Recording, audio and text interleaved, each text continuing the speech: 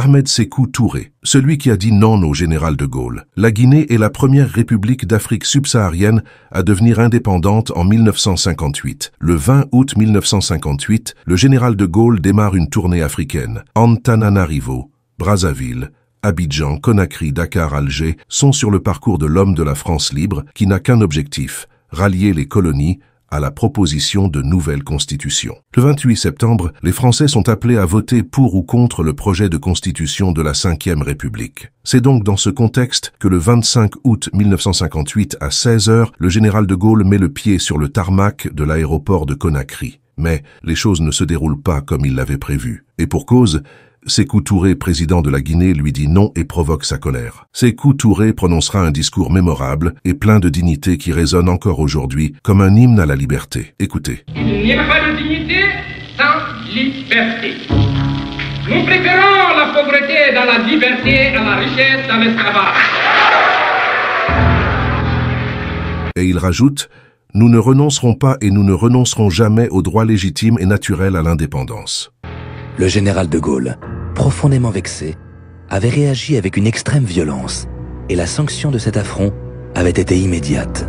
Naturellement, l'armée part tout de suite, l'administration part tout de suite. Sékou Touré se plaint d'ailleurs de cette rapidité, ce qui est quand même un peu absurde. Il voulait l'indépendance, il l'a. Le général de Gaulle lui-même avait dit quelques jours après l'indépendance de la Guinée à quelqu'un qui lui en parlait, en disant tout ça, ça ne va durer que quelques jours, vous allez voir, ça va s'effondrer. Le général se trompe. La Guinée ne s'effondre pas.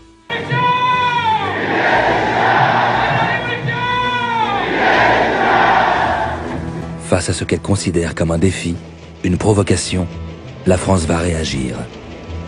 Car en ses débuts de guerre froide, face à l'expansionnisme soviétique, elle a été investie par les États-Unis du rôle de gendarme sur le continent noir. Elle est libre d'y faire régner l'ordre occidental par tous les moyens, dans le silence complice des autres nations.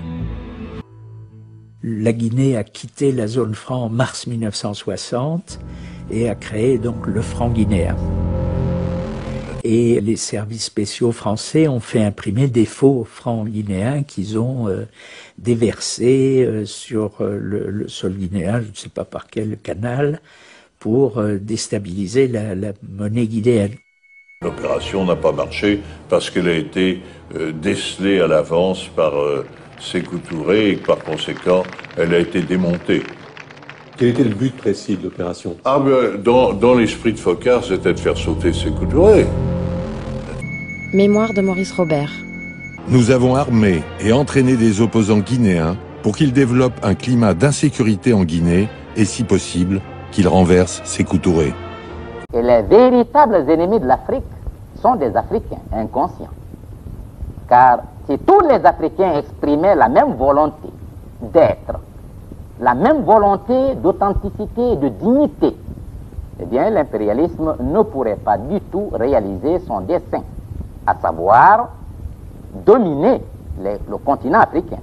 On en veut à la Guinée pour avoir dit non au général de Gaulle au moment du référendum. La Guinée a assumé ses responsabilités en toute conscience.